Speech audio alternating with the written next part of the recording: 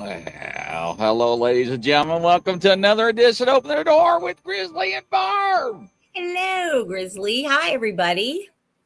Hello. Let's see. Welcome. Brenda. Hello, Catherine. And Gary. How's Gary doing? And we got Nana Boss. Yay, Marty. She's going to be my new BFF. We just determined that. All right. Yeah. We're Liana King. Well, Liana and Pamela Hockett. Hope you're doing a lot better, Pamela. And Ninja Dave. Yes. Welcome, everybody. And Jean, Eric. hello, Jean. And Did Eric. we say Pamela? Oh, I Ninja got your Dave. little skull right here. Oh, that's cool. That's really, is that so? Oh, Eric's here. Okay, cool. Yeah. He's the one with the skull. That's Yes. awesome. You've been having and a Tammy lot of Johnson. Hello. Hi, Welcome to the show. You've been having a lot of success with that little skull. Yes, I have been. I have been. Very interesting. Yeah, it is. It is. That's cool. So what do we got shaking or baking tonight? Today we have Al Santoriga, and he goes by the Squatch Father. Yeah, really? Yeah. We're gonna ask him. Where he came or who gave him that moniker. So we're gonna even though Squatch Father, we're gonna do things a little bit different today. I know we normally talk about cryptids, but sometimes we talk about the paranormal, and today we're going to focus on the paranormal because Al is the founder of the Bronxville Paranormal Society, and he really researches everything. He's seen Bigfoot, he's seen Dogman, aliens, UFOs, but today he's gonna focus on that because I said let's give our viewers something a little different. There he is. So let's bring him in. All right. Welcome, Al, to the show. Come on down. How you doing? Hey, Al, the Squatch Father. Can you hear us, Al? Uh-oh. Uh-oh. Hey, Al, you're live. Can you hear us? Uh-oh. Hey, Al, you're live. Let's give him some music there. Warm him up a little bit, ladies and gentlemen. Al, you're live. You're live. Woohoo. Yeah, you're live, buddy. Oh, he can't. Wait, can he not hear? Say something. We can't hear you. Can you hear us? Oh, he has no sound on his end. Uh-oh. Well. Check your settings. If you can't hear us. He was just fine just a minute ago, ladies and gentlemen. Chatting. I know. We were just chatting backstage. Hello, Aussie Sue. And who else? Yeah, hello, Aussie. Welcome to the show, everybody. Welcome. It's got to be a Stones. Yeah. Standing Stones. So, Standing Stones, I will watch that video here. I've been extremely busy. So he says, I have no sound on my end. Check your audio settings. Hi, Norma. I was like, why do I have a private message? Oh, yeah. I'll tell you what I could do. I could just do kabam and bring them back in that way and see if that will help. That works. Yeah. So maybe if he just comes back in. But he was just fine, ladies and gentlemen. But you know how it is when we get gremlins in the studio. Yeah. Yeah. Okay. I was just joking about what we're going to talk about today. Whomever's listening. Yeah, right. I know. We're going to talk about Bigfoot. Yeah, I mean, we did a sound check and everything. That's why we do a sound check. Oh my gosh. Wow. So now he's probably like, I just got kicked. Yeah, that was me, Al. So don't freak out. Yeah. Everything's fine. Remain calm. Fasten your seatbelt. Maybe, Eric, it was the skull I showed. Maybe I shouldn't have showed the skull. It's the alien. It's the aliens, right? So, yeah, right. I don't know. Nanavos, what's going on with you? So, yes. Yeah, we have to have Nana Boss back. Yeah. So, all right, here comes Al. Let's add Al back. Al, now can you hear now? Yeah, I don't know what happened when you guys went live. You knocked me out of the box. Wow. Yeah, but I hear you loud and clear now. So all right, awesome. Welcome to the show. Introduce yourself. Everybody, who you are. Hi, everybody. My name is Alexander Riga from the Bronxville Paranormal Society, and it's a pleasure to be here. Grizz, thank you for having me. Barb, thank you for having me. Of course, thank you for coming. So we're ready to rock and roll. I'm ready to rock and roll with you guys. So tell everybody what you do and everything about your background. And oh God, I can't go through my whole bio. It's way too long. But my mom was a psychic. My brother is one of the first parapsychologists in the United States. I'm the founder of the Bronxville Paranormal Society, the New York State UFO Project, the New York State Sasquatch Organization, the New York State Dogman Project. I'm a director of the the North American Dogman Project New York State chapter. I'm also a MUFON member, New York State chapter as well. And, investigate everything. When I got started doing this stuff, everything was on the table. As far as I was concerned, it was all connected. And, and as time went on and the more things you learn and years go by and you get more sensitive to all kinds of different energies, I don't claim to be psychic by any stretch of the imagination, but I have like every clair that there is. I have it. I can't do it on call. It just happens naturally. But, like I said, the longer you do this, you play with the stuff, the more sensitive you get to energies. Mm-hmm. Okay, awesome. I was wondering, we were actually, Chris and I were wondering, where did you get the nickname the Squatch Father? That was Chris Reinhardt from the Silver Sasquatch.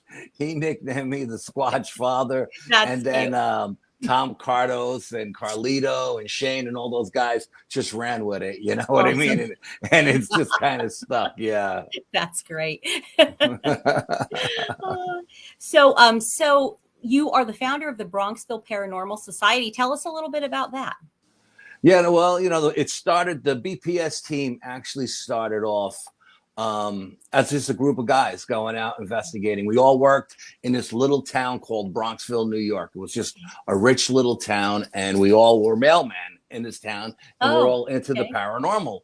So we would go out every weekend, every Sunday, whatever, and we would go pick a location and go investigate. And one time we were doing what we have up here in the Northeast are these ancient stone chambers that nobody knows who built. They claim they're colonial root cellars, but they're made with like 10-ton stones and they're above ground. How ridiculous is that? Mm-hmm. The root cellars are underground. So we were actually on this Native American mountain called Nina Mountain. And we were doing an investigation, and we were having, oh my God, it was an amazing day. The stuff that was going on at this location was just crazy. And a group of kids, like, teenagers, were walking by, and they seen all the equipment we had going, And I happened to be outside because the chamber wasn't that big. And we were doing like groups of 3 at a time because there was a lot of us that day because we invited a lot of people to come along with us. And so a group of kids were walking by, and they were like, wow, are you guys a paranormal team? And I said, yeah, the Bronxville Paranormal Society, because we all worked in Bronxville. And the name just stuck.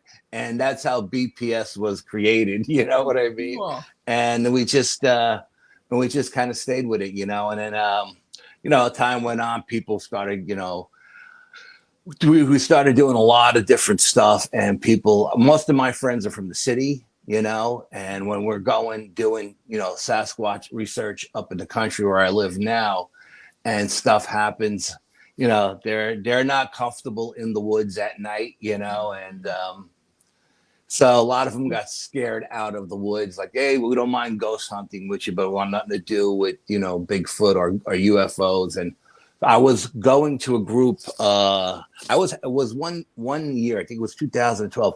I had like a UFO sighting every single day. Oh, wow. Every single day. It was like insane. I called my brother and said, Frank, I think I'm losing my mind. And he said, there's a group right across the street from where you guys work that's called the UFO group. Why don't you go there and talk to these guys? So I went there and I introduced myself. I talked to him and I got to know him really, really good. And my brother said, you got all these guys at your disposal. Why don't you put a real team together, And we did. And it was funny. Our team psychic used to be a moderator for KGRA, okay? Years and years and years ago. And we were friends. And I didn't know she was a psychic.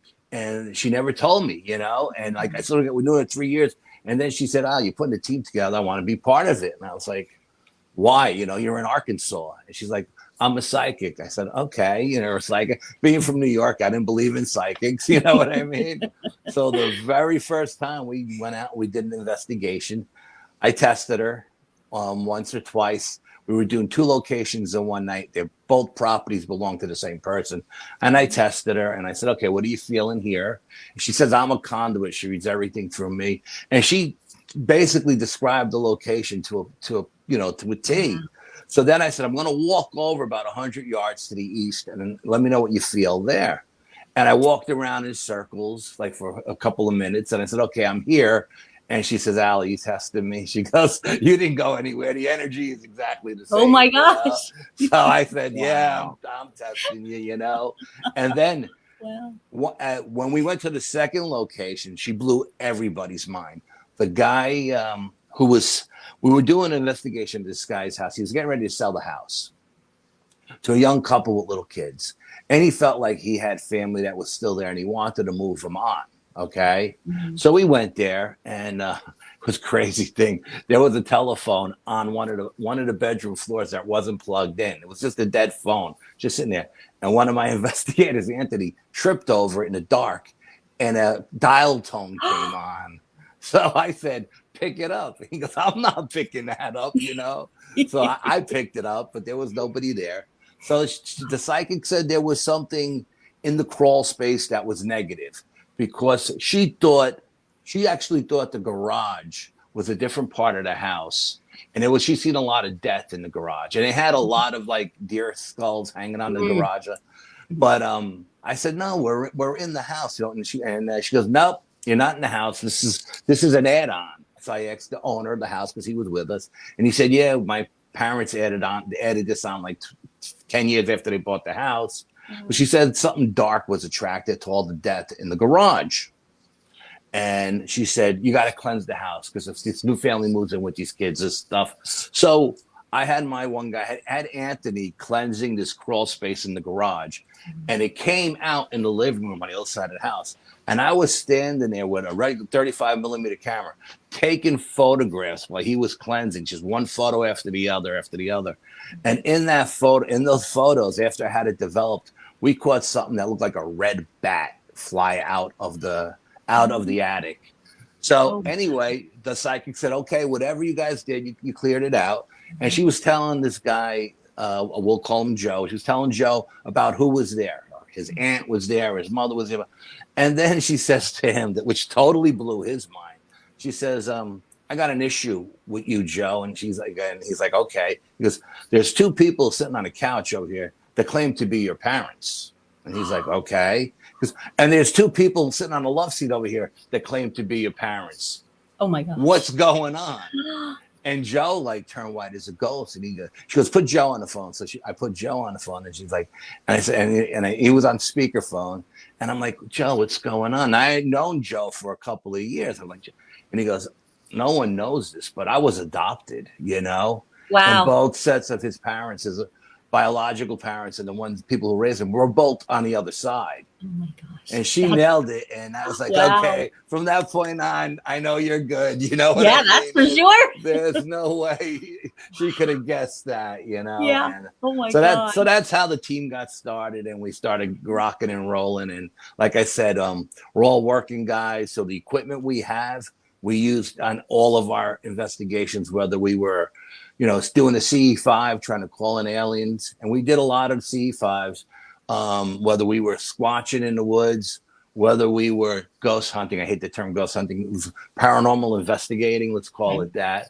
And we used all of our equipment on everything. So like now a lot of guys in the Bigfoot field are all starting to come over to all this like electronic equipment and gadgets and stuff. And I told Chris, I said, I'm going to show you what I use because I'm 60 years old. I don't know how much longer I'm going to do this stuff. You know what I mean? Because when I go out, I do like 250 different readings, you know, and I do all kinds of readings from soup to nuts. And I started doing this in all of our investigations as well. And so he says, okay. And we were out. I don't know if you know who Alexandra Holzer is, Han Holzer's daughter. Oh, yes. Yeah. Okay. I'm very good friend. I'm very good friends with Alexandra. All right. Wow. And we were at an investigation at a historic music hall, right? Really like a 150-year-old music hall. Now I had already been there once before and I did all the typical ghost hunting stuff. And I got the stick figures on the stage playing guitar and everything, you know? Wow. But when Alexandra came, I said, I'm going to do something a little bit different. I'm going to run into each room before she gets in there, take the environmental readings, run out, let her do her thing, and then go back in and check it. And as all night long, I'm running in before her, I'm running in after her. So at one point she grabs me, she goes, "Oh, what the hell are you up to tonight?" You know? And I told her, and she says, "How are the readings changing?" I said, "Alexandra, whenever you leave a room, all the readings in the room change. Everything goes through the charts." Wow. Everything goes up, all kinds of energy goes out of it's just out of, and she goes, "Send me some of those." I'm screenshotting everything, you know. And she's like, "Send me some of those readings. I want to see how they differ," you know. So when I showed her like just one particular room, she was like, "Oh my God, I can't believe it, how crazy it is." You know, how much I said, "Yeah, it's your energy, and everybody in this room with you, everybody has the same intention. So whatever let's use the word conjuring, it's coming through, you know, and the energy is changing. Everything is changing. Yeah. Crazy stuff. Yeah. That is amazing. Standing Stones, one of our viewers, he said, back when you were, now in front of the Queen's chamber, there is a standing stone in front of the Queen. Oh. There's a Queen's chamber and a King's chamber. And in front of the Queen's chamber, there is a standing stone. Go ahead. Oh, wow. I'm sorry. Okay. Yeah. Yeah. So, is it huge UFO flap? Is that what he's saying along? Okay. Yeah. New York State. Yeah. Taconic Parkway. Absolutely. Yeah. He is talking, and then he said, "Ask him." So that's what you were talking about? Yeah. I've seen a lot of UFOs on the Taconic Parkway. Absolutely. Yeah. Along the Hudson River. I've seen fleets fly up the Hudson River. I have a friend who works at we call it the Sugar House. It's a sugar plantation. It's right on the river because the train tracks are there. And he works at one of the towers, and he said he's seen UFOs dive into the river and come out of the river as well, you know. So wow. Yeah, no, the Taconic Parkway, there's a stretch of the Taconic Parkway where it goes through a state park. And this state park is a place of high strangeness. Again, UFO sightings. When I did my what was it called? Hudson Valley UFO invasion of the Hudson Valley or something, alien invasion of Hudson Valley for the Travel Channel. They wanted to go to a different location. And I was like, no, you got to go here. And they're like, no, we're gonna go here. And I was like, dude, you're from California, I'm from New York. I know where to go. You know, You got to go here. And we brought them to our location in this place of high strangeness because I told them UFOs have been seen coming out of this lake, going into this lake. There's stone chambers here. There are Bigfoot here. There are dogmen here. There's everything under the sun is in these woods. And we had so they caught so many different kind of crafts that night that what was his name? The guy who's the ex-FBI guy. Ben Hansen. Ben Hansen. Yes, Ben Hansen. He was the lead investigator. Oh wow, that's and cool. He's filming these UFOs. He's filming like these scout UFOs coming down. He's filming bigger ships. Then he films a mothership coming. And he's on his phone filming all of this stuff. And his wife calls him. And he's like, I can't talk to you right now. I got UFOs coming out of the woodwork here. So he hangs up on her, and we're laughing hysterical, right? Me and Brian are laughing hysterical. And we heard something throw a rock into the lake. Oh. And we heard something walk over to us, and all of these people from California were scared to death. They didn't know, like, what's that? And I was like, me and Brian, we knew what it was. It was a Bigfoot throwing a rock, and like he was come over to see what we were doing because there's a whole camera crew in the middle of the woods, you know. Yeah. So he came over and then we started doing our rituals, what we do to bring the stuff in, and we were using a spirit box. No, we were using a. What was it? It's like a spirit box. It says words, right? An Ovilus. Okay. And the producer had a funny name, like it's not a common name, right? And maybe Eastern European or something like that. And the Ovilus said her name. Oh my goodness. And she got freaked out. She was like, I don't want nothing to do with this. Don't follow me home. You know, she was freaked out. But yeah, so I mean, there's a lot of places of high strangeness up here where I live. And I have like 5 different locations that I research as far as cryptids go, you know. But same thing. I have like 2 or 3 UFO locations.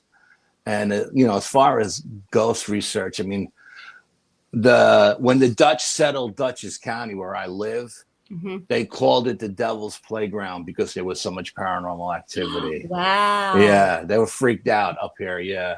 Wow. And the Native Americans, when they would migrate down from Canada, we have a mountain range here called the Catskill Mountain Range. It's like 500,000 acres. And when they would migrate down from Canada, they would stop at the beginning of the range, and at first light, they would go through the range. They wouldn't hunt it. They wouldn't camp in it. They want nothing to, because they said that whole mountain range was haunted. And they wouldn't stop until they got to the other side. And then they camped and they hunted and everything. Yeah. Wow. So there's a lot of activity up here for sure. That's before we get, when you said the Travel Channel, what was that show that you were saying? Because I want to take a look. It was called Alien Invasion of the Hudson Valley. Yeah, it's a shock doc. It's like a 2-hour shock doc. Okay, yeah, I want to see that. Okay, so what this place in the Catskill Mountains? You're saying that's pretty much all haunted. Is that what you were saying?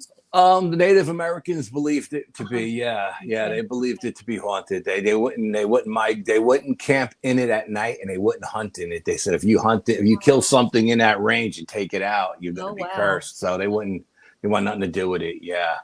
Do you have any idea what what would be haunting it? What's going on? Is it like a cursed? I don't know. There's a couple of different Native American tribes that I associate with. I kind of always pick their brains and stuff, and I've become very familiar with them over the years at the powwows. And there's a Iroquois museum not too far from me that I go to, and I talk to the people there as well. And no one's ever given me a specific reason why they thought the range was haunted. It's just the way it is. I mean, it's always dark. It's always gloomy. There's clouds in there. It could be beautiful, bright sunshine at the bottom of the mountain, but in the middle of the mountain, it's foggy. It's a beautiful mountain range, and we spend a lot of time there, especially when the kids were young. There's a water park up there we used to go to all the time. And I'm on like the outskirts of the Catskill Mountain. It's a southern tier of it. So I'm not actually in it. I'm right on the edge.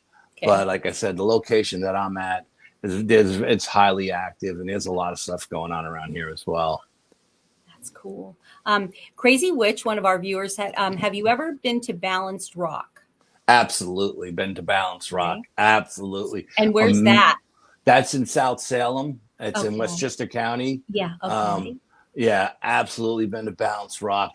The energy there is crazy. I mean, it's just, and it changes as the different, I call them rituals, but it's like our little things that we do to make things happen. And it's not like, we're conjuring or anything. It's just a little, like, I'll give you an idea. We use a Tibetan singing bowl. Oh, okay. A lot. And we put out that frequency and that vibration. I particularly like the crown chakra but we'll use them all. You know what I mean? And every time we use a different chakra, especially like a balanced rock, the energy changes. It just goes like crazy. It'll go down, it'll go high, it'll go low, and just all. Yeah, the balanced rock is got an amazing energy to it. Absolutely. Wow. Let me see. So I know that you have seen Bigfoot and you've seen Dogman, because I watched many of your interviews. What was and then we'll move on or back to the paranormal.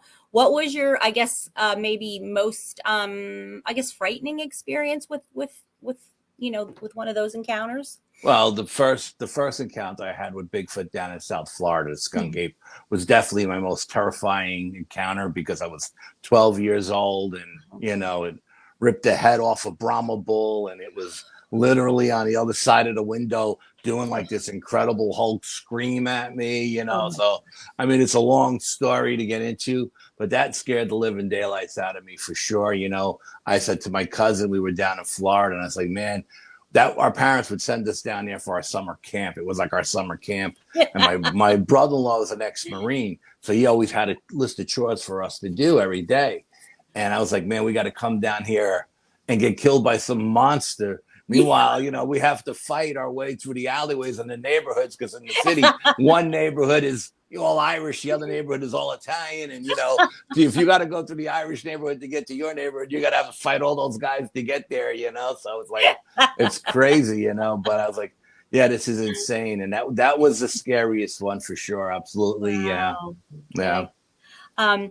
So Crazy Witch, back to the balanced, what was it called? The balanced rock. He had said, I heard if you put seeds underneath the rock, they grow bigger and better. Have you heard anything like that? I don't know. I've never seen any seeds under the rock. There's nothing but dirt. I don't think anything grows under the rock, to be honest with you, not even grass. Okay. Yeah. And then another Standing Stones, ask Al if he has seen the book America BC by Barry Fell, has all those sites in it. No, I haven't. I haven't seen it now. All right. And he was saying, are you west of Troy, New York? East. East. Okay. East. All right. Okay. So what is when you had said about, and I know you don't like to, you had said before that, when we were in the studio before backstage, the show, yeah. You don't want to, and we're not asking, I don't want you to divulge all the information, but what are your favorite tools for ghost, for paranormal research? And you said you use it also for cryptid research. For the cryptid stuff, when I'm out in the woods, I love the parabolic mic. Okay. Parabolic mic is amazing. You could hear stuff creeping up on you from miles away. When I'm ghost hunting, a lot of people don't really know this, but when you hear knocks on the wall and stuff like that, and I have a stethoscope I use. When I hear a knock on the wall, I'll put it against the wall and I'll do a knock, and I'll see if it knocks back. And that's how I'll try to narrow down where the knock is coming from with a stethoscope. Oh. Yeah. All right, cool. Wow. Yeah. And, as far as C5s trying to make contact with UFOs and stuff like that, tactical flashlight seems to work the best. They respond to light codes and stuff like that. Like I'll do a Morse code, and then what looks like a star will drop down out of the sky and do the code right back to me. You know what I mean? Yeah. Wow. I love my tactical flashlight for that stuff. Yeah. That's amazing. Yeah. So explain your process when you're do your processes change versus, if you're researching ghosts or cryptids, does the process change or is it basically the same?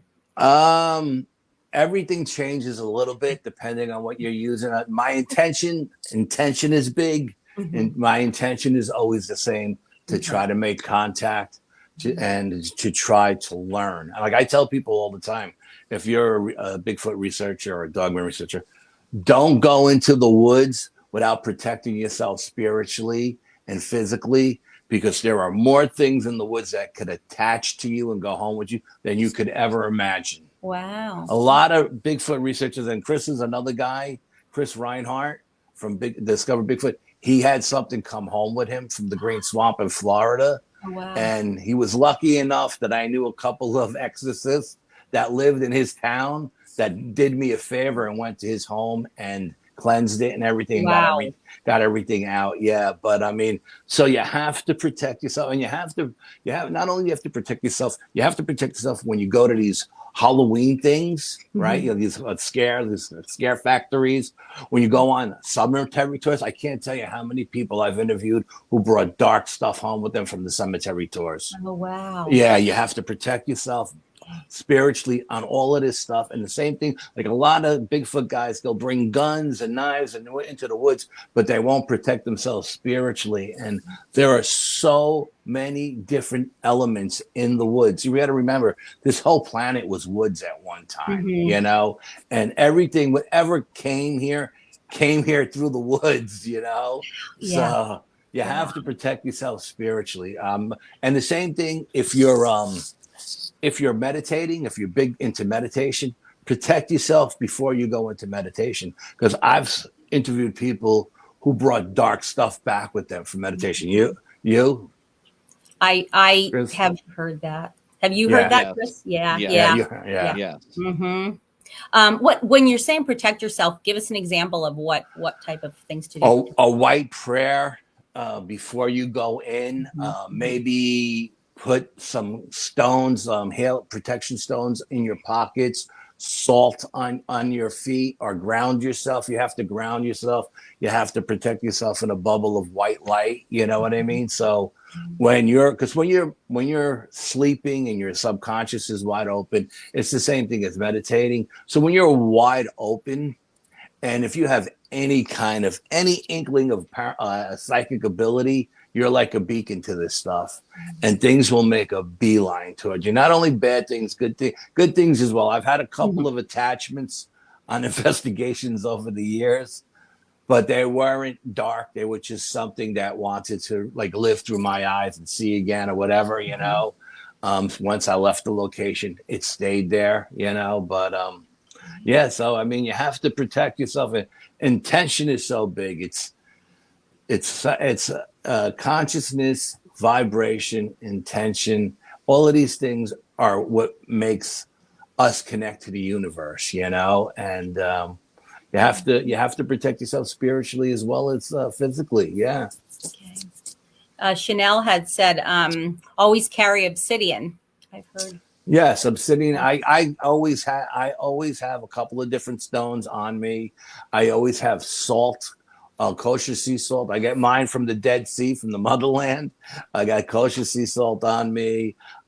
White sage. I like to cleanse. And another thing I tell everybody, when you're finished an investigation, cleanse your equipment, because things don't only attach to you. Like everybody says, oh, my dollar's haunted, or this is haunted, or I got anything could be haunted. If you're using equipment to make contact, you know, your intention is to make contact, then something could get attached to your equipment and you can bring it home with you. So I sage my equipment beforehand, and I sage my equipment when I'm done before I put anything into the car, you know. And I sage myself, I sage the car, I do a white prayer, I use holy water, I use holy oil, I go above and beyond the call of duty. And you have to. When you're playing with this stuff, you have to, because you never know what's out there and what's going to be attracted to you. Absolutely.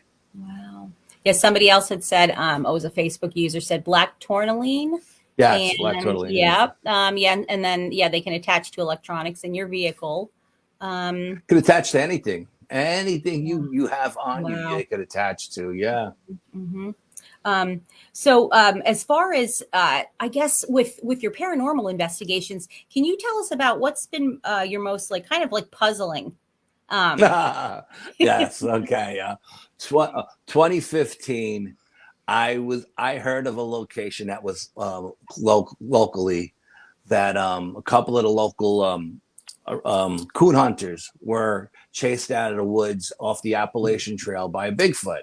Okay. So, and I was familiar with this location because I hiked the Appalachian Trail with my son, and I had a German Shepherd at the time. We used to hike it all the time. So once I heard this, I said, oh, I got to do a little bit more research, And then I found out by talking to Native Americans that not only were there Bigfoots in the area, but there were UFOs would come in and they would siphon the water out of the lake, and these balls of light would come flying out of the lake and they would fly back in, and all of this crazy stuff. So I went out and I did a preliminary investigation, and then up on a ridge on the east end of the lake, about 30 feet above a swamp, I found 3 quartz crystal stones set up in a pyramid shape. And the one on the top was kind of chiseled. It looked like it was a face. So I said, okay. I was with my cameraman, Bill, at the time. I said, we're going to make this location number 1.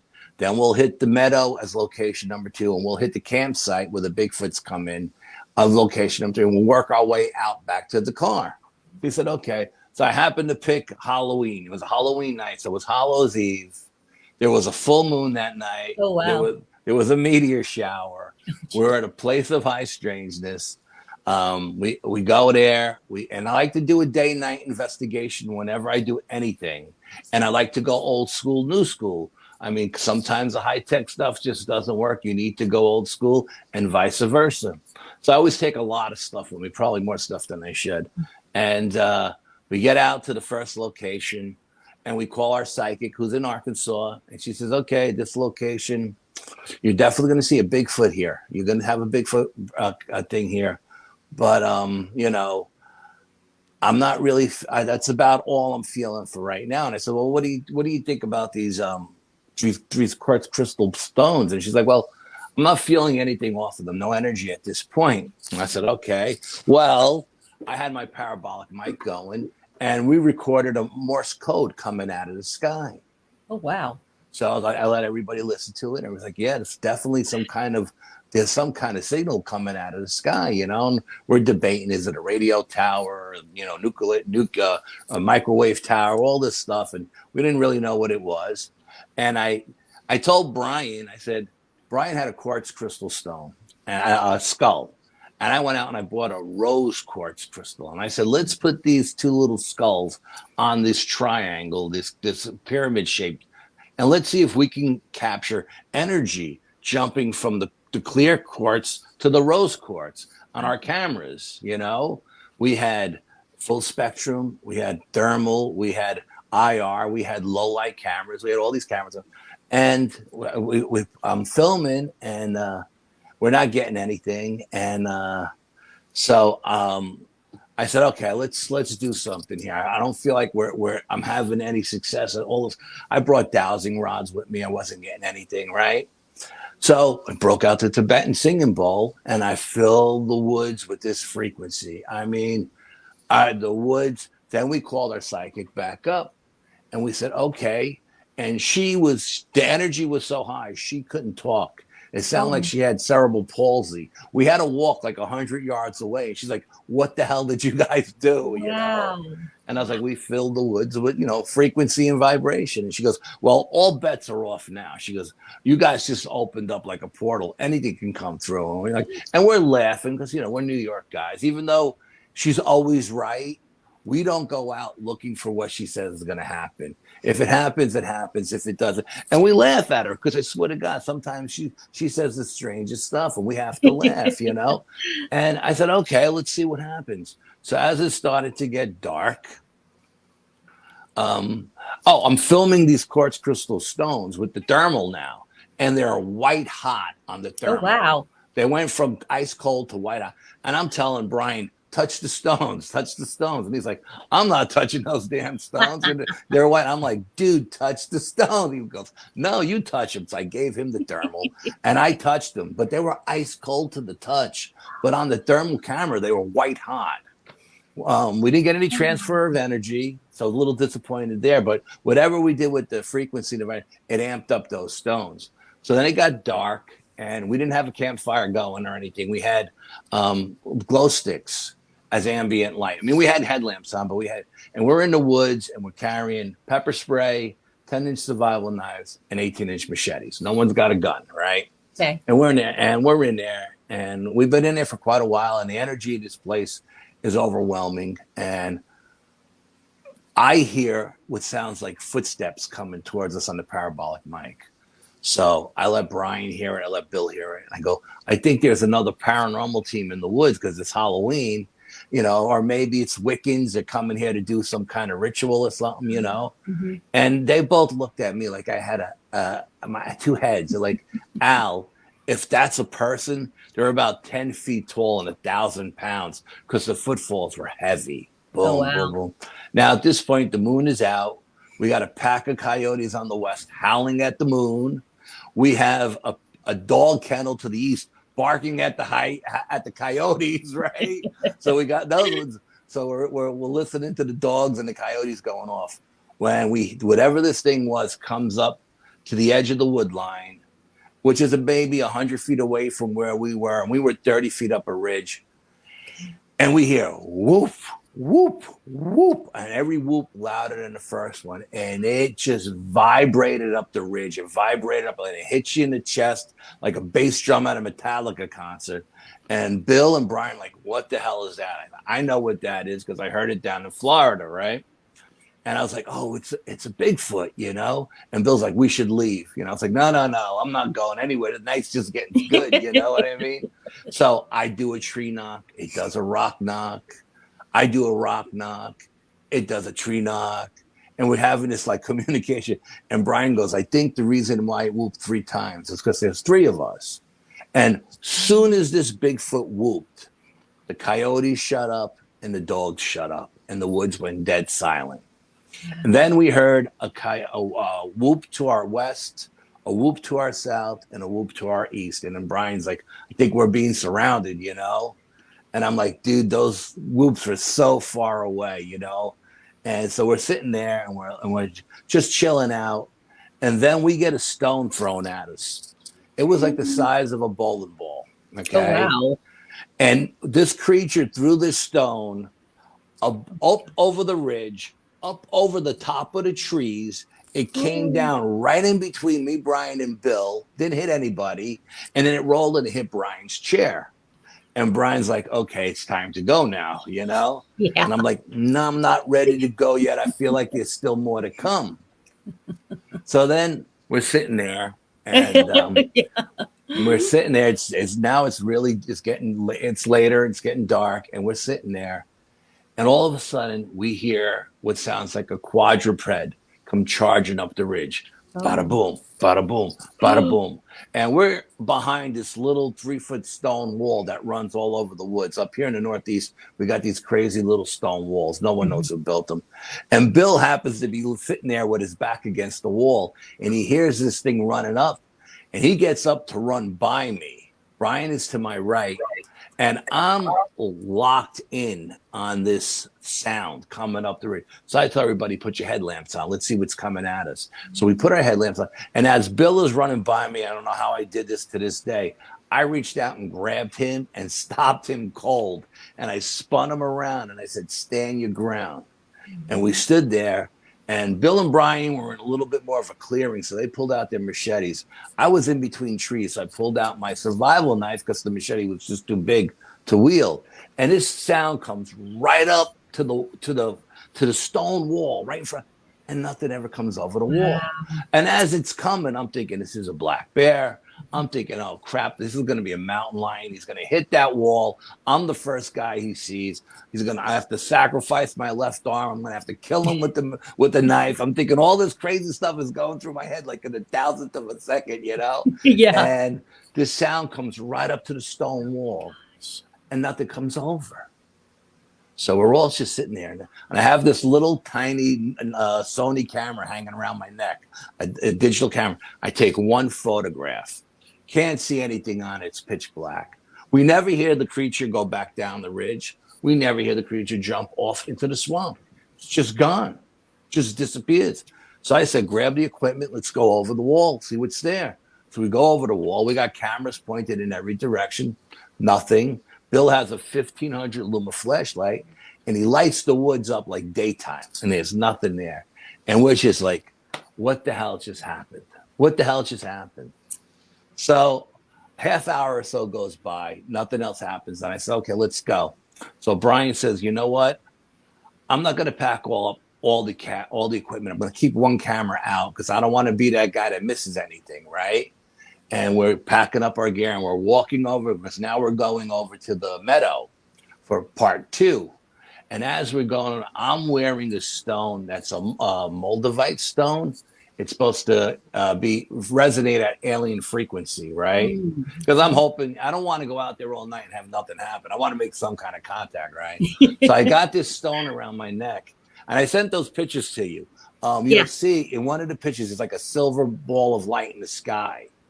That's like it's coming at us and it's blinking, and then it turns on. So I'm thinking, I see it, and I go, "Oh man, please don't let this be a UFO. Don't let these guys get abducted because I'm wearing this stupid stone, right?" And Brian goes, "What's that?" And now he's filming it, right? And as soon as Brian goes, "What's that?" It stops, and it goes from silver to orange to red. And then it makes a beeline right towards us. Oh my God! And we're underneath the tree canopy, but there's no leaves on the tree because it's October, you know. And it's right above us, and you could hear it. So if you go to the YouTube page and you pull up, you hear us cursing like, "What the hell? What is this? You know, is it a drone?" Bada beep, bada boop, and it hits us with a floodlight. Oh my God! No, I say to the guy, "Shut off your headlamp." As soon as it comes over, I said to Bill, "What time is it? Do a time check." He goes, 9 o'clock. I said, okay. And then I said, "Shut your headlamp off." As soon as we shut our headlamps off, it hits us with a floodlight. Now we're standing in this floodlight. We're looking at it. It's looking at us. And we don't know what it's doing. And Brian's like, I don't like this. It could be downloading us or whatever, And I said, let's step out of this light because we really don't know what it's doing to us, Wow. So we step out of the light blinks off, and in a blink of an eye, this thing goes across the lake, boom, and it's gone. So we get to the meadow, we do a time check.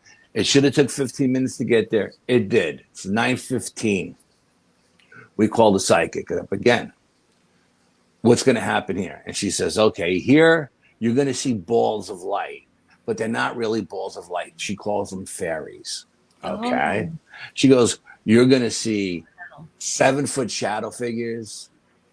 You're going to see, she says, you're going to see gnomes. And we start laughing hysterical. Like, Cindy, what the hell are you smoking? We're going to see fairies and gnomes and 7-foot shadow. And she's like, okay, you'll see. Right. Okay. So we're there. And I told Brian before we got started, because I talked to a lot of Native Americans before, and they said, if you see these balls of light, don't follow them. They'll lead you to your demise. Ooh. Stay away from them, right? So I told Brian, I said, you bring your green laser. I'll bring my red laser. And if we see any of these balls of light, let's hit them with the laser, see what happens.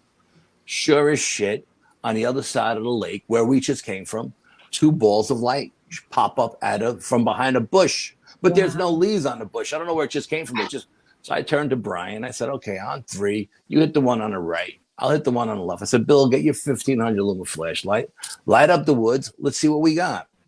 On 3, as soon as those laser beams hit those balls of light, they blinked out. There was nothing there. It didn't turn into anything other than a ball of light, and they never came back. So we're all, we're sitting there thinking, wow, that's pretty wild, never thinking that we're going to have any balls of light in the woods. So I'm looking to my south, Brian's looking to my north, Bill is looking to the east, and at one point, Bill is filming the meteor shower, and I'm seeing 7-foot shadow figures jumping across the trees. They're going from tree to tree, but not just one, like 5 different 7-foot shadow figures. So I tell Bill, aim one of the cameras up at the trees, let's see what we got. And when he put the IR camera up on the trees, we didn't see any shadow figures. But what we seen looked like Christmas ornaments on a Christmas tree, looked like balls on a Christmas tree. It was crazy. I mean, they weren't there to the naked eye, but they were there on the camera. But the shadow figures weren't there. So at that point, Brian says to Bill, point your camera behind Al. I'm seeing movement back there. And I was like, okay. So we had attached another monitor to the camera. We kind of rigged it so it had 2 monitors, a big one and a little one. And Both cameras the monitor had an SD card in it, and the camera had an SD card in it. So Bill comes over to where I'm sitting. Brian is standing over my shoulder, and he points the camera to where we see movement. And hand to God, I'm looking down at the monitor, and a little gnome, like 3 feet tall, 3 foot tall, comes out from behind a tree, and it runs from one tree to the other. So we just both look at each other like, did we just see this? All three of us can't be having the same hallucination. No sooner did we look back down, another one comes out and runs over to the other tree. Now we're giddy as school kids because we got the SD cards. We know we can't. We got the smoking gun. Like, yeah, man, we got the smoke. So we get up and we go look behind these trees, and there's nothing there, right? So we come back and we're sitting down right where the meadow is. The Appalachian Trail comes out to the meadow, right? And we're sitting in the dark and we're discussing what's going on when we hear sounds like a family coming down the Appalachian Trail. A mother and a father, 2 small children laughing, giggling, kicking rocks. And we're like, there's no way there's a family on Halloween in the woods walking the Appalachian Trail. This is insane, right? But we're sitting in the dark and we're 3 large men. And I say, everybody put your headlamps on, because when these people come out and see us with these 18-inch machetes, they're going to think we're crazy, right? So I said, let's not scare this family too much. So we put our headlamps on, and we hear all this laughing and giggling and murmuring coming right up to the opening of the Appalachian Trail, and nobody comes out. Nobody comes out. So I say, Bill, grab your 1,500 luma flashlight. Let's go in and see if these people are okay. We left all our equipment right there on the meadow. We walked into the Appalachian Trail. We must have walked 100 yards. There's nobody there. We go back to the campsite. We go back to the meadow. We call the psychic. And she's like, why are you calling me so late? I'm like, what are you talking about? We just talked to you 10 minutes ago. She's like, Al, that was like 2 hours ago. And I'm like, what are you talking about? We just got here, we just called you. And she's like, check your watch. You called me at 9:30. It's 10:30 now, 11:30 now. And I'm like, no way. So we tell her what we experienced. And she says, it was a time-space continuum. And those people that we heard there that night aren't going to be there till the following day. And wow. We're just blown away by this, right? So now it's getting a little later, and I wanted to be at the campsite for 12, because that's when the people who camp there say the Sasquatches come off the Appalachian Trail into the campsite. So we pack up our equipment, we go to the campsite, we set up the 3rd location, and we're sitting there, and it's like 11:45, and we're really I'm very happy that we're there for 12. When I don't know if it was Brian or Bill says, oh man, tonight's the night. We got to push the clock back an hour. So it's only 11:15. It's not 11:45. And we're all like debating, oh man, now we got to sit here for another hour. We've been in these woods for like 12 hours. We're burnt out, right? So I say, you know what? The hell with it. Let's pack up. We'll come back. We'll do this campsite another time. So as we pack up, and we're still maybe a mile and a half from the parking lot. And then from there, we're like maybe another half a mile from our cars. So we're 2 miles away from our cars. We're walking out, and all Bill kept saying was, man, these woods are so devoid of life. There's nothing here. There's no possums, there's no raccoons, there's no nothing, there's no anything, no owls, no nothing. And he kept saying this place is devoid of life. Now the game plan going in was, at the end of the night, we'd jump in the car, we'd go to a diner, grab some coffee, and discuss what happened. Well, as we're walking out, we're having this conversation like, what a crappy night. Nothing happened here, But you can't believe we spent all these hours in the woods and we didn't experience anything. Like, how could we think we didn't experience anything? We get to the cars and everybody goes their own way. Nobody goes to the diner. Brian calls me up the next day and he says, dude, I woke up this morning And my daughter noticed I got a little handprint on my chest, like a black and blue, the size of a child's handprint. He goes, and I'm spitting up blue phlegm. He goes, how are you? And I go, you know what? It's like, I got a fat lip. My lip, I feel like something was implanted under my lip. I got a real, and it's hard as a rock. And nobody fell that night. Nobody got hurt that night. And I was like, we were really careful. I was like, I don't know. He goes, let's call Bill. So we called Bill on a conference call. And Bill is freaking out. He's like, dude, I had night terrors all night. I got a lump on the back of my head like somebody hit me with a baseball bat. I don't know where it came from. So I said, let's get the psychic on the phone, right? So we add her to the conference call. And Cindy is in Arkansas. She's in Arkansas. And we call her and she says, I don't know what you guys did last night. She said, but the hand I used, the arm I used to talk to you guys on the phone, I got a rash from my wrist to my elbow. What the hell did you guys do? I'm like, you tell us, you're the psychic. We don't know. We don't know what happened, you know? And we think we lost 2 hours of time somewhere. Somewhere we lost 2 hours of time. And all of this stuff happened in one night. And it was just like the most unbelievable experience.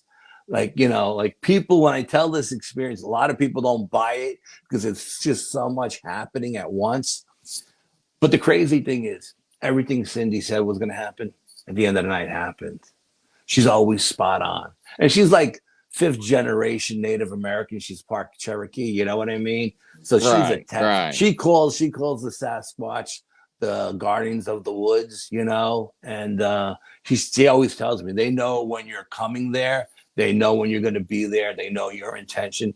So it was just that whole night. She said she had never experienced a location that had the kind of energy this place had, you know, and we didn't tell her anything about the location, but we knew going in, we did the research on the location that this place, they used to mine weapon grade uranium there, the American Army. And there was a facility on the lake where they refined it, and the facility blew up, and all this uranium went into the lake. And supposedly the government came in and cleaned it up, and it's all safe now. But they sealed off the mine, and nobody knows where it is, and all, you know. So maybe that uranium has something to do with the energy of the place as well. You know, maybe the aliens were mining that uranium before the Native American, before the Americans were. It's just, the place is just off the charts. And it's technically, it's a federal park. There's no signs for it. Once you get there, there's no benches, there's no bathrooms, there's no nothing. Just woods, you know. But they have a ranger station at the front of the woods because you're not allowed to be at the front, and you're not allowed to be there after dark. And the ranger station, the rangers will patrol up to the location that I call the meadow, because after that it becomes a goat trail. You know what I mean? They can't go any further. But there's a mining road that they use to mine the uranium that's concrete that goes right to the meadow. So they'll come up there. They don't see anybody there. They'll turn around. They'll go back. They'll lock all the gates. And you're not supposed to be there at night. And every time when we leave, they have all kinds of sensors and stuff. And the sensors go off. And they have dogs. The dogs go crazy. And they always stop us. And they always say, what are you guys doing at the lake at night? You're not so. And I always tell them the same story. We were on the Appalachian Trail. We got turned around. We found the mining road, and we're just following out to the road because our car's parked on the road, you know.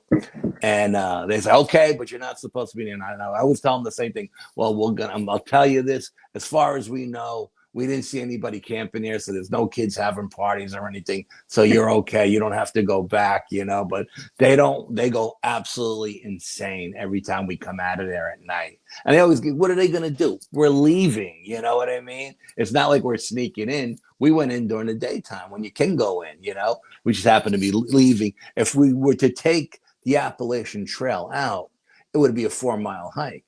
If we take the mining road, it's a 1 mile. I'm taking that mining road every time. You know what I mean? Right. Yeah. So that's the nuclear lake story. That's what we call it, you know. So Crazy night. Well, that's Man, awful strange, that they stopped there, and that's very interesting. Yeah, like I said, we couldn't, like all three of us can't have the same hallucination. And the crazy thing is, when we went back to Bill's house, and put all the SD cards onto his computer to put it on the big screen TV, the balls of light weren't on there. The shadow figures weren't on there. The gnomes weren't on there. But I was doing photos in the 360 when we were in the meadow after one of our rituals. And what I have in one of the photographs are hundreds of orbs. I sent you the pictures of the orbs, right? But when we put all this stuff up on our YouTube page and our Facebook page, someone from California checked it out, right? And he calls me up and he says, that image, that photos you took in the dark of the wall? And I'm like, yeah. He goes, there's a dog man behind that wall. And I was like, get out of here. I go, send me the picture. So he sends me the photograph. And sure, there's it looks like it's got a square snout.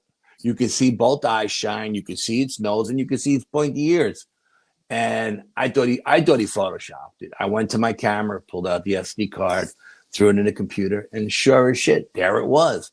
Same guy calls me up a week later and says, when you were in the meadow taking pictures of all those orbs? I'm like, yeah. Not that we could see them with our naked eye, but they came out in the photographs, He says, well, underneath that little red maple tree, there's a Bigfoot watching you. Again, I say, send me the photograph. Again, I think it's photoshopped. Again, I get the SD card out, and there, sure as shit, there's a Bigfoot. And I think it's the same one that threw the rock at us at the other location. I think he wanted us to get out of the location that we were at, because later on, I was being drawn back there a couple of months later, and we found the Dogman den. And we didn't know that the den was right below us in the swamp. We had no idea. And the dog man that was in the photograph that bluff charged us, we got a picture of him in the den looking at us, snarling. Looks like almost like a hyena one with the square jaw and the little ears. And so I think that Bigfoot was trying to get us out of that location because we were in harm's way. And I think that Bigfoot was hanging around even at the meadow just to make sure, the dog man didn't come and tear us a new asshole for being so close to its den, and then that leads to other experiences with dogmen down the road. But that's my Nuclear Lake experience. Yeah. Wow. I want to bring up some of these pictures, ladies and gentlemen. Let me see if I can bring them up here. He sent them earlier before the show. Let me see here. Okay. And let me share my screen here. And let's see, share screen. And you can walk us through what we're seeing here. All right, here we go. Okay, those are just a couple of the orbs that that orb was one of the orbs that was in the meadow that night. I couldn't find the picture with all of them, so I was doing them like one at a time. I did them individually. For some reason, I can't find the photograph with all of them in there at once. So that's just one of them. But they're different colors. Some of them have faces in them. Like that one looks like it's got a face in it. You know what I mean? So yeah, I mean, to me, it looks like there's something inside that orb.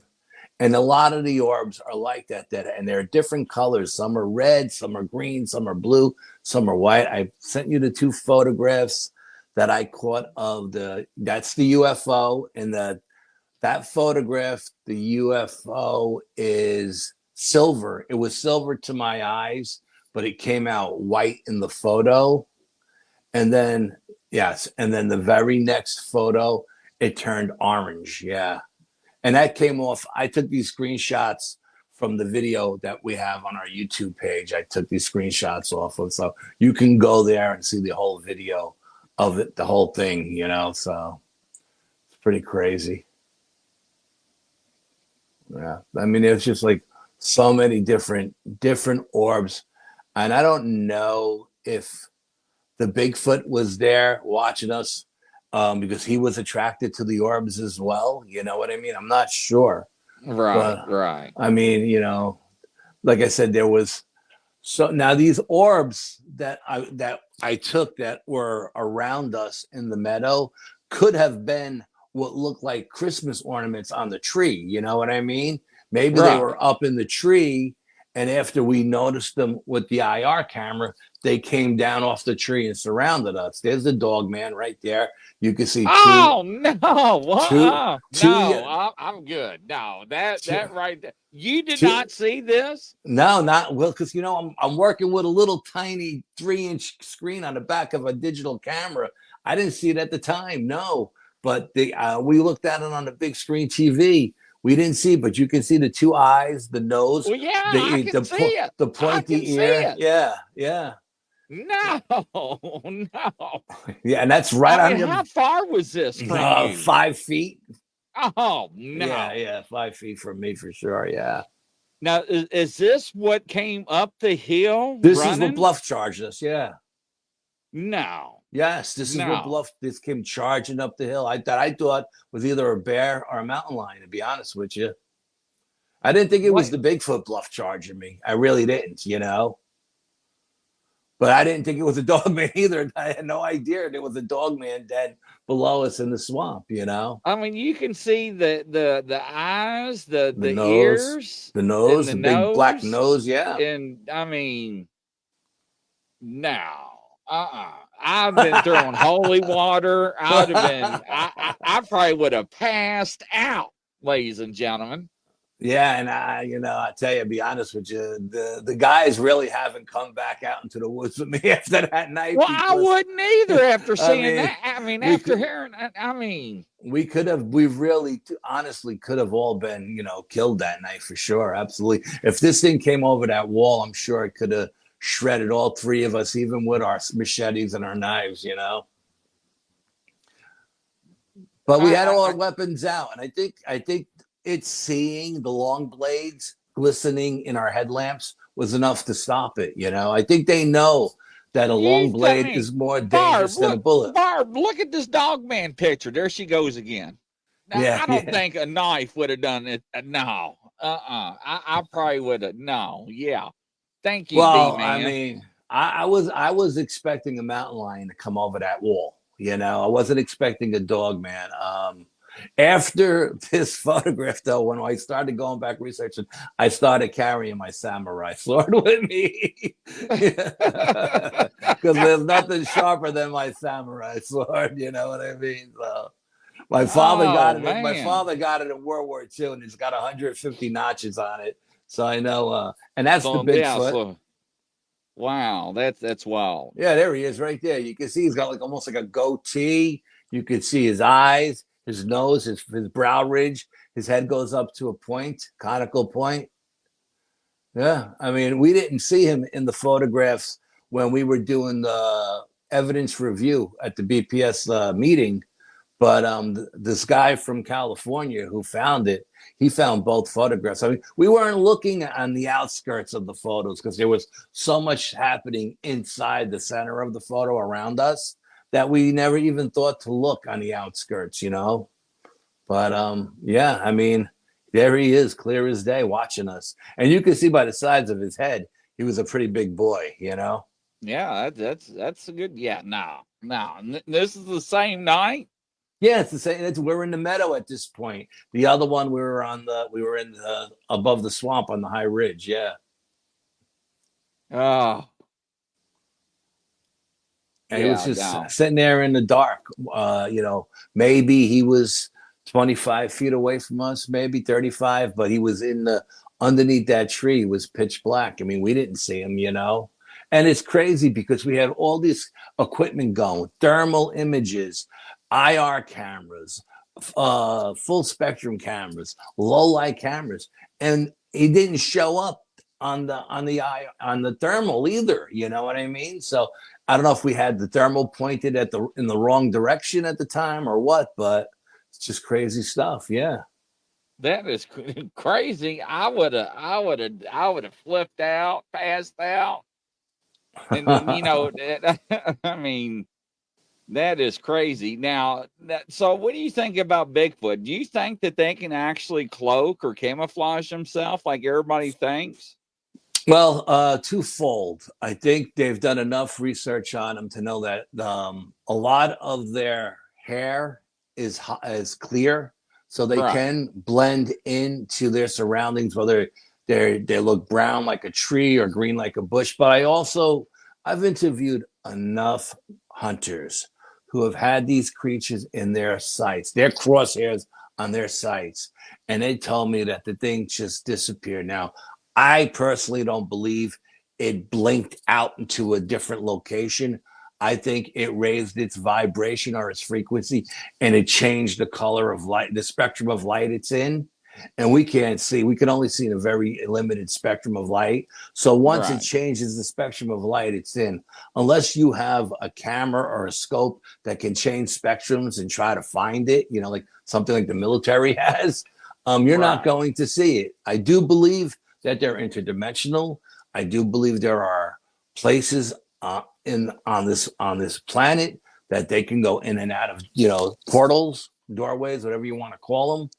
But I think, in the most part, when the hunter, I know 3 hunters personally who've seen them, and they just disappeared, and they said, Al, I don't know if it blinked out and just do it like I Dream of Genie and blinked off to a different, or if it went invisible, or if it just went camouflage. But I'm telling you, 1 minute it was there and the next minute it wasn't.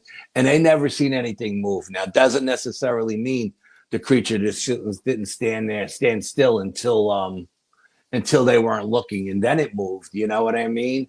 But Right. I truly believe that the 90% of the times when they go invisible, they're raising their frequency and changing the spectrum of light they're in, unless they're just stepping back into a lot of foliage, and then they're blending in with their hair. You know, their clear hair turns green, and then you lose them that way. You know, Right. Right. that's So, just one man's opinion. no. So if you had to tell somebody that doesn't know anything about Bigfoot, how would you tell them what are they? I would say they're an interdimensional being that's part human. Are they? So yeah, welcome back, Barb. Thank you. Sorry. Hey, Barb. No, ugh. You missed the picture of the dog man. Well, fortunately, he sent it to me, so I know. I saw it. I was like, what in the world? He's got a knife. I'm like, what are you gonna do with that knife? Yeah. Now he carries the samurai sword. And then when you said that you didn't see it, you know, when you were there, and it was how many feet from you? 5 feet, yeah. Oh Like my 5 feet, gosh, yeah. that's woo! Whoa, I would have died. man, yeah. Now, and all the noise it made running up that bridge, I would have died then. leaving. They didn't make any noise leaving. Yeah. So I don't know how it got down the ridge without making a sound, because we could have heard a pin drop after that thing stopped running at us. I mean, the woods you would have so heard my quiet. heartbeat. Yeah. Oh my gosh, yeah. That's, Oh my Lord. yeah. And you had said, sorry, I missed some of it. So there was a guy in California that had picked this up. Is that what you had said? Yeah, he was actually the guy who found the picture of the dog man Wow. and the Bigfoot underneath the tree at the meadow, and the big dog man on the outside of the wall, because we didn't see it. We just didn't see it, you know. Yeah. And I don't know why we could, but you know, when I was being drawn back there the second time, and I don't know why I was being drawn back there, we had three investigators who know what they're looking for, and for the first hour, it was like we had blinders on. We couldn't see anything until we found the trackway going into the den. And once we found that trackway, it was like the blinders were off, and we're seeing bends and breaks and arches and X's, and we're finding scat. And we found something that looked like a homemade corral where they would chase the deer into to trap them. And then I jumped up on the rock and I moved the cattails, and I found the trackway, and we zoomed into the den, and inside the den was a giant dog man with a wolf head looking to my south, The one that bluffed charges, he was right next to her. I think it was a female. She was snarling at us in the picture. And we were so enthralled with those two images that when we went back to Bill's house to look at it, Bill's mom comes in, you know, with coffee and cake, right? We're in his room with his studio with this giant 16. His mom comes in with coffee and cake, and she looks up at the picture, fresh eyes, and she says, "What's that creature that looks like the Black Lagoon? The creature from the Black." She goes, "It's in the photograph. We didn't see it." So then we look in it, and it looks like, you know, I don't know, let's call it a reptilian, right? Because I don't know what it is. It looks like the creature. And then she says, "And why is it holding two little monkeys' hands?" And we're like, "What are you talking about?" And she points out there's two small Sasquatches in the den with this reptilian looking thing. It's got them by the hands right next to the dog man that looks like a hyena snarling at us, next to the big dog man with the big wolf head looking the other way. I mean, fresh eyes are so important, and any evidence review. When you do your evidence review, invite people in who aren't part of the team, because after this, the evidence review used to just be for team members. Mm-hmm. After that, I opened it up to the public. I wanted as many fresh eyes on it as possible, because, you know, here's again 3 seasoned investigators looking at this giant screen TV, and we're not seeing everything else his mother seen as soon as she walked in the room. Just crazy stuff. Wow. Yeah. Let's see. I think they did show the pictures. You guys showed the pictures, right? Yeah. So you'll have to go back and go back and just do a rewind, and So that's amazing. What do you have? Do you have a YouTube channel that you put your and can you tell us what that is that you put? It's the Bronxville Paranormal Society. Okay. We do have a YouTube channel. We haven't updated in a long time, and I'll be honest with you, I started catching a lot of people using our stuff and editing it and using ARCs. I used to write up all of our experiences and put it on the page, like the BPS page, and people started using that, and they would edit it to fit their narrative, and it would make the story sound like bullshit, you know? Yeah. And I would catch them and I would call them out on it. You know what I mean? It's like, look, I don't mind if you use the story, but use it as verbatim as I wrote it, because that's the way it happened. Yes. But then when people started stealing our stuff off of YouTube, putting it in books, making money on our stuff, and we weren't getting any credit for it, I said, you know what? Yep. I pulled back. I pulled I haven't put anything up in a long time, and because I'm just tired of people robbing our stuff and taking credit for it and making money on it. You know what I mean? I can't tell you how many people have approached me and said, "Oh, I want to use your photos. I want to do this. I want to do that one. You know, put it in my book." And I was like, "Okay, what am I getting out of the deal? Yeah. What are you paying me?" "Oh, I can't give you any. I can't pay." I said, "But you're going to make money on it. And you're not going to give me anything." I'm sorry, you can't use my shit then, you know? Yeah. And then they steal it. So that's awesome. You know, I hate, that's the thing that I can't stand the most, is when I see people that are putting like other people's, you know, evidence and say, "No, I don't know where this came from," or I don't, you know, this is my evidence. And you know that it's either yours or it's your, you know, some of you've seen, or that's just, it's terrible. And look, I have photographs in my Bigfoot presentation that I do that aren't from my locations. There are other researchers that I know that I've got, and I tell them, I'm like, "Listen, is it okay if I use some of your photographs? And I'll give you credit, and I'll mention your name and your group and everything you need to do. I'll promote you as much as I can if you allow me to use it. If you don't want me to use it," because I've had people say, "I'll take you to my locations, but you got to promise me you never go back there without me." And I've never gone back to anybody else's locations without them. You know what I mean? If I want to go back, I'll call them and say, "Hey, listen, you know, when's the last time you've been back here? Would you like to go there?" You know, and then usually everybody's up for going back out anyway. You know what I mean? But I don't steal shit from people. I always ask everybody for their own permission and for permission to use their stuff if I'm going to use it.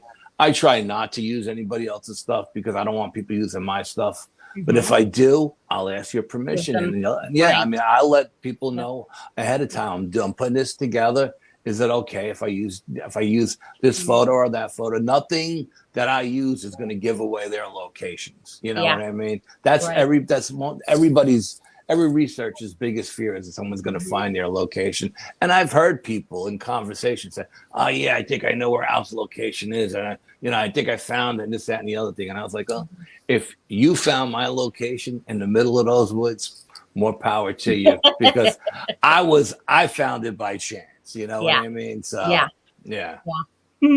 Yes, Standing Stone says watermark images, but that's well, anymore. You can take the watermarks off. Yes, so. I've seen people do that. Yeah. Or cut and paste and or cut cut it out.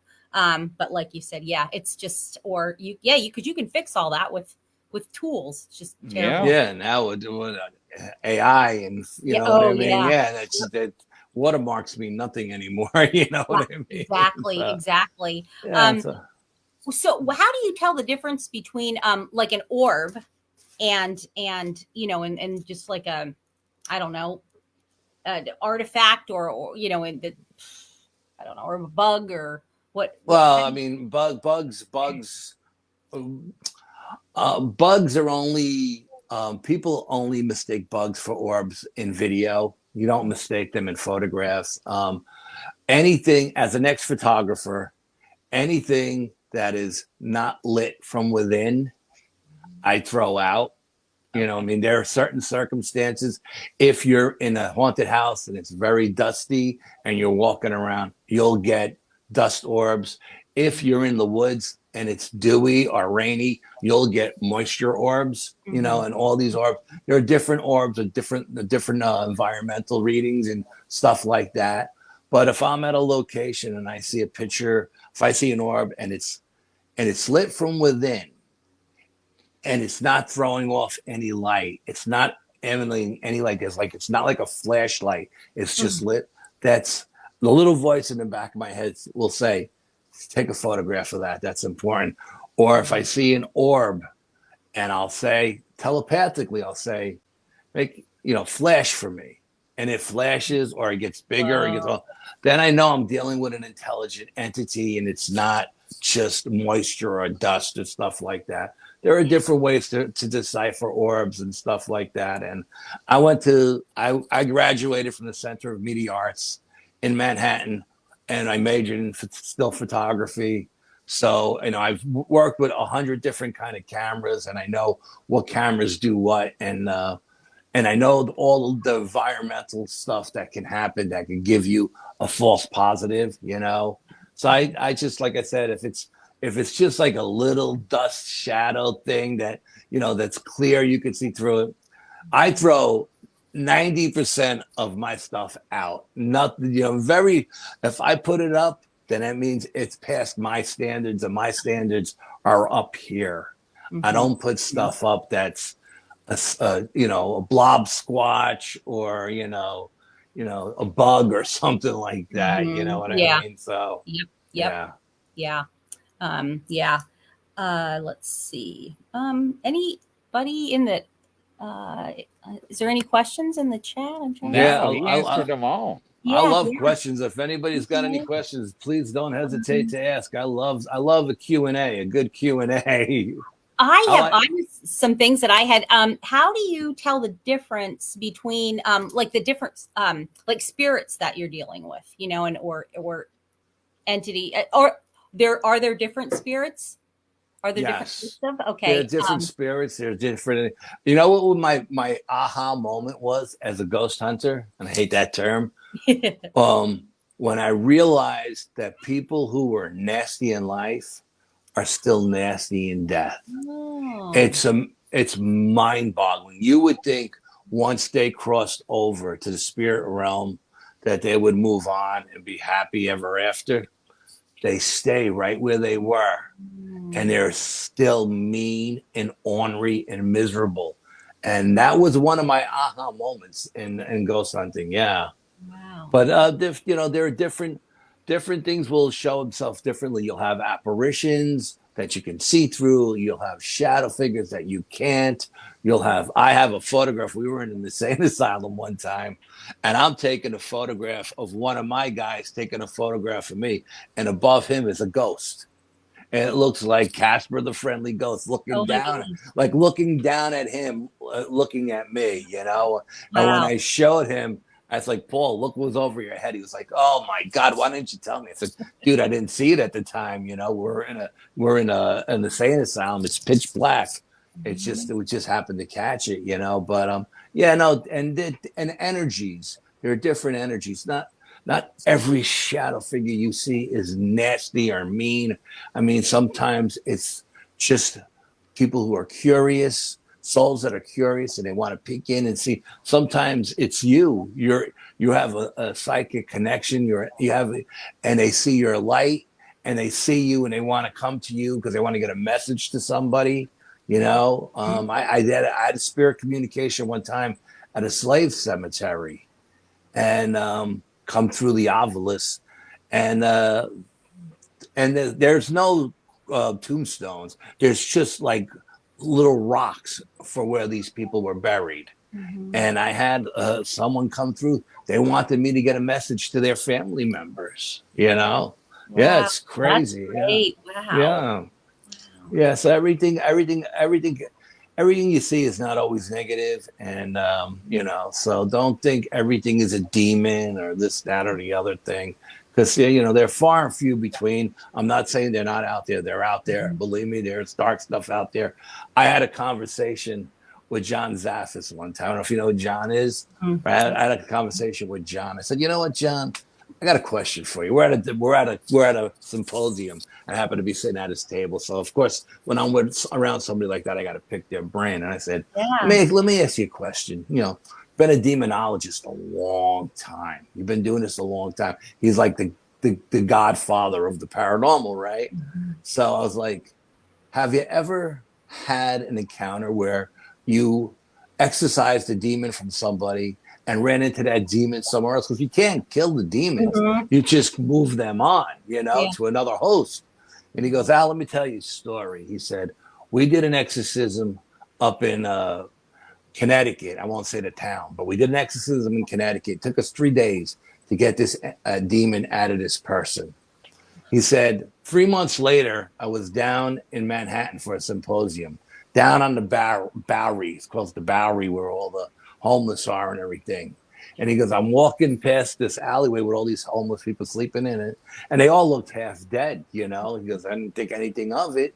When one of them jumped straight up into the air, comes running over to me, looks me dead in my eyes, and says, I know who you are, John Zaffis. Do you remember me? Oh, wow. And John looked at him and says, yeah. I goes, and then I kicked your ass in Connecticut, you know what I mean? And then he just backed off, and it went. But I mean, they remember who you are, you know what I mean? And they know you, and these things will tell each other, you know. They keep notes and stuff. It's crazy. Just blew my mind when he told me that. Yeah. Wow. How is there any way to tell, like, if a spirit is demonic or? Well, you know, you'll usually a demonic spirit will usually come across in the beginning as something harmless, like a child, usually a little girl or a little boy. They want to play with you, and then as time goes on, you'll start having paranormal activity in the house, like poltergeist activity. Stuff will start falling and get thrown and broke. Eventually, you'll get bruises. You'll get beat while you sleep. You won't feel it, but you'll wake up with bruises. You'll wake up with scratches, and then you know that you're in the middle of an infestation of something dark, you know. But if you just see like a shadow figure peek in the bedroom, you know, doesn't necessarily mean it's bad or evil. It's just maybe attracted to your energy, you know. Yeah. Do you have any advice for people starting out brand new, you know, like or novice investigators? Yeah, don't take a knife.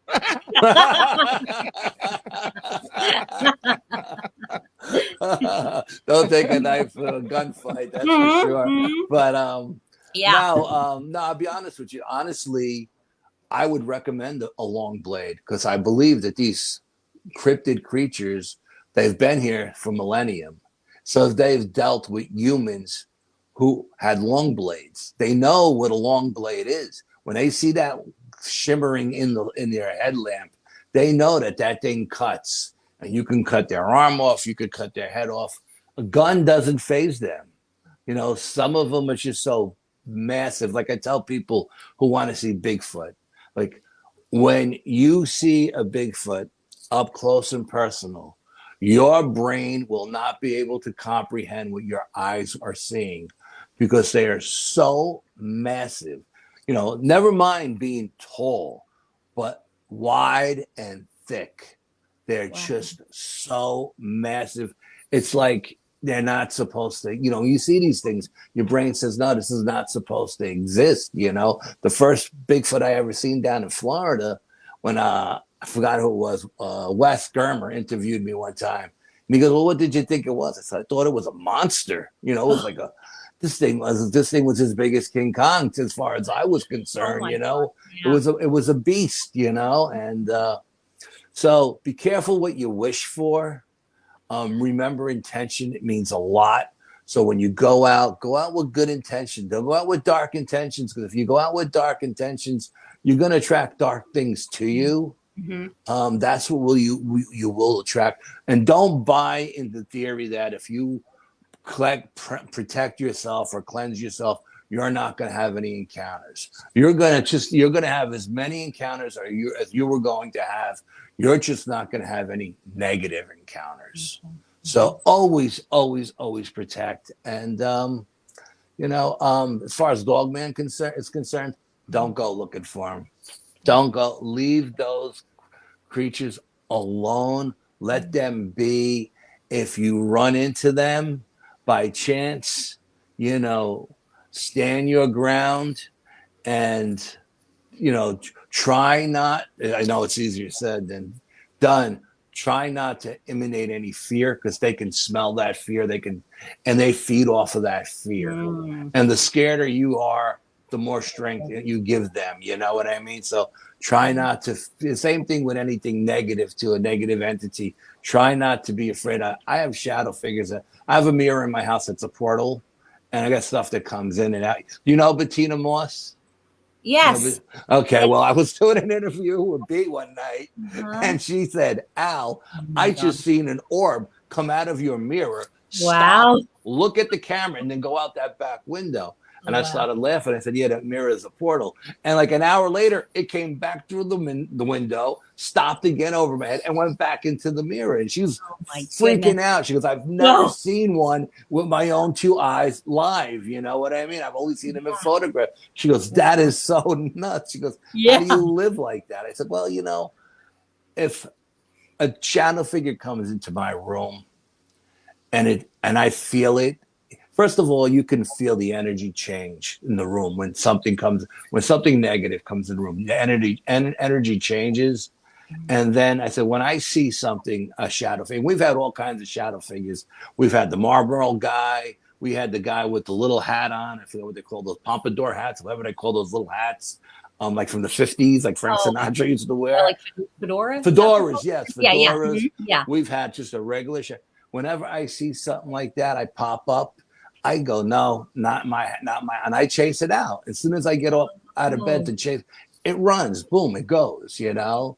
And then I'll sage the house, and I have a white candle that's been blessed. I'll light the candle, and I'll put fresh salt down. I'll put fresh stones down. I'll put the stones outside during the moon to get recharged. You know, yes, absolutely. I mean, everything, you know, but you can't be afraid of it, because if you're afraid of it, you're going to feed into it, and you're going to make it stronger. But as far as Dogman goes, leave those creatures alone. As far as Bigfoot goes, if you're going to go out squatching, this is the way you find Bigfoot. Okay, you find a location that's squatchy, bends, breaks, arches, X's. You hunker down there, and they will find you. That's how you find Bigfoot. You don't look for them. You'll never find them. But if you're in one of their locations, they will find you. That's how you swatch research. Susie B had a question. Al, have you been able to develop telepathic communication with the forest people? Yes. Okay. It's just happened recently. Yes. Oh, wow. I've had a couple of communications that were pretty wild. Yeah. Wow. And that's just recent. You said that, or? Yeah, I've had a couple of recent ones. I had a female Sasquatch come to me. I don't know how much time you got left, but if you want me to tell the story, I will. The experience. Yeah. Are we good? Are we okay, Grizzly? Yeah, go ahead. Yeah. Okay. Yeah. Okay. I had an what I call like an outer body experience. I was sleeping in a cabin in the middle of the woods, an old cabin, not familiar with it. And it had the bed was by the window, had no curtains on the windows, but I was out of my body. I was standing by the foot of the bed looking at me sleeping when I seen a Sasquatch face look in the window and started communicating with me sleeping. And it said its name was Hyaneth. And they knew that I was getting ready to go back to our sacred site. They were excited to see me because I haven't been there in 2 years. And this is really what blew my mind. They were excited to meet Chris Reinhardt from Connecticut, from Discover Sasquatch, because he was coming with me. Oh, wow. So I called up Robin McCrae, and I said, Robin, was Hyaneth the female? Because it felt female to me. She said, yes. I said, was that really a telepathic communication, or was it a dream? She said, no, you had a telepathic communication. So I was like, okay. She said, congratulations, Al. You may come to graduated to the next level. So then a couple of months go by, like a month or so, month and a half goes by. And again, I'm having, I'm in my room sleeping, but I'm not in my room. I'm at my sacred location, the sacred site. Chris is with me and Brian is with me. And the fog rolls in and you can't see anything. Now, I've been to the sacred time a million times. It's never been foggy there.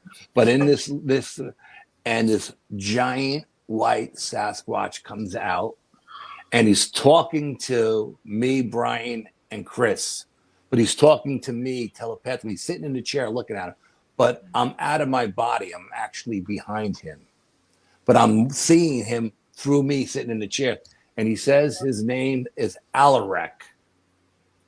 And he's ancient. And he's a shaman.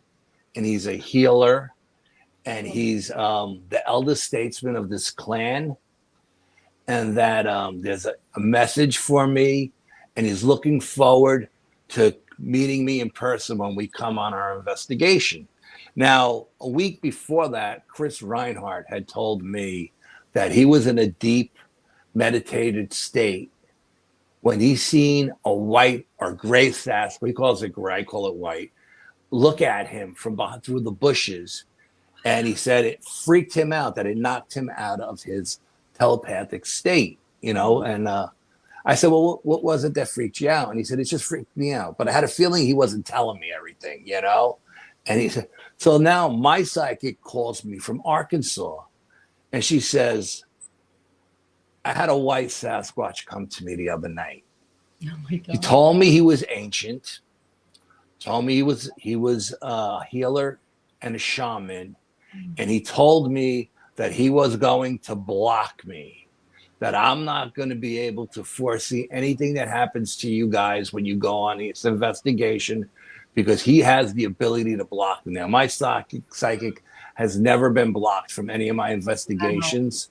And I never tell her when I'm going to go. She usually has experiences and calls me and says, what are you up to now?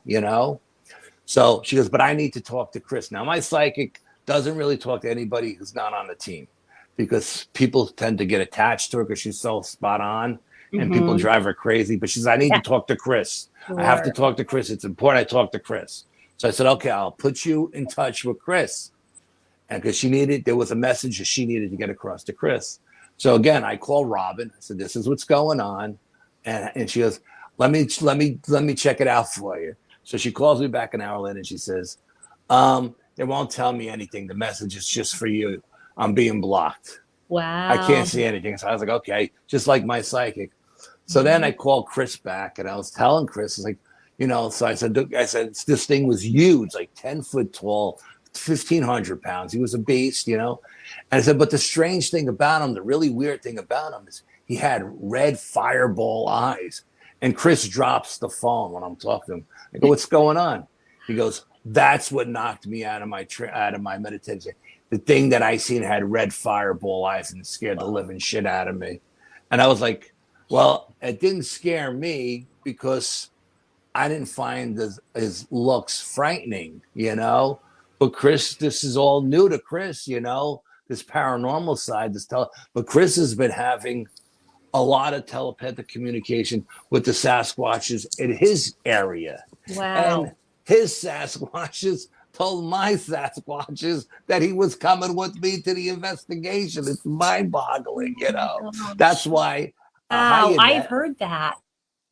Yeah, that's why Hyanet said they're looking forward to meet Chris, because she's heard about him from the other Sasquatches, you know. Just, I mean, all this crazy stuff. And it's crazy how me, Chris, and the psychic are all intermingled. You know, Chris is in Connecticut. I'm in New York. She's in Arkansas.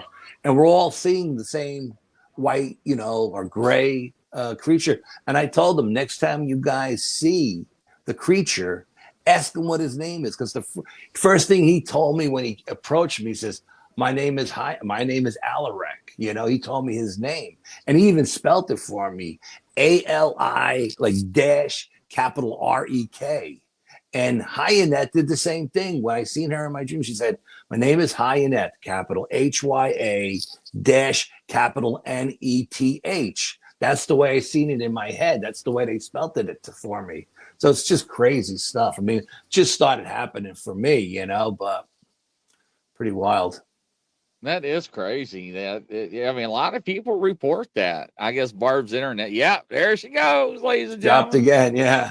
Dropped again, but no, we greatly appreciate your time. Thanks for coming on the show. Oh, thank you for inviting me. I greatly appreciate it. Yeah, that is amazing. It's just the tip of the iceberg when it comes to me with all the stuff I experienced over the years, you know. Yeah, that is amazing. But we definitely got to have you back on the show, and hopefully absolutely. Barb gets her internet fixed. But but I greatly appreciate it, man. I would have been the one that would have dropped dead with that bluff charge, whatever came up that hill, and seen that picture. Yeah, you don't even know about the dogman who came to my house. No. I'm good. I'm good. Yeah, I mean, we'll say that for the next show, right? I'll be brutally honest. It was a blessing that even with our headlamps on, we didn't see it. We didn't, and we all had powerful headlamps, but it was just the way it was situated behind that wall. Our headlamps were hitting it. Maybe I thought it was here, but it was actually over there. I don't know. But when I took the photograph with the camera, I aimed the camera where I thought it was, and I had the headlamp on. So when I took that picture, you know, I'm not sure if it was the flash that caught it or if it was the light from the headlamp that lit it up enough for the camera to catch it, or I don't know. Maybe it was a combination of both. I don't know. That's wild. That's wild. Yeah. Well, thank you, sir, for coming on the show. And my coast pleasure. To coast and around the world. We'll catch you on the next one. Take care. We'll see you, ladies and gentlemen. Have a good night. Bye-bye.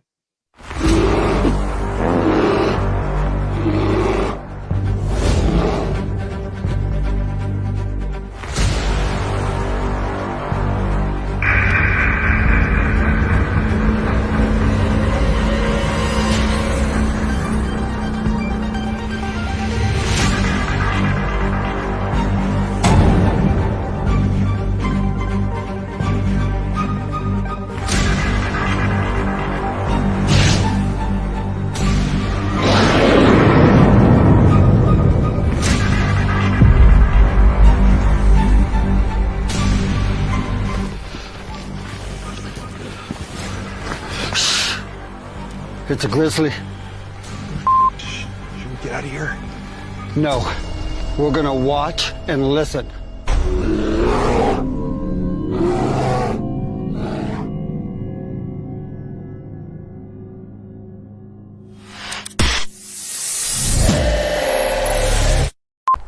Action.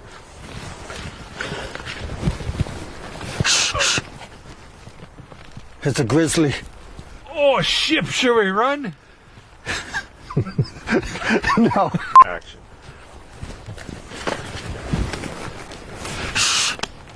It's a grizzly. Oh, should we run? Okay.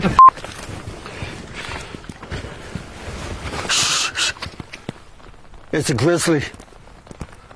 Are you sure it's not a chipmunk? Action.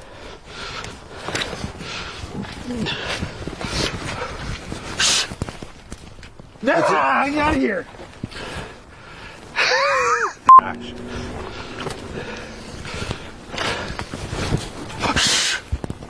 It's a grizzly. I'm out of here. Huh. Maybe it is a chipmunk.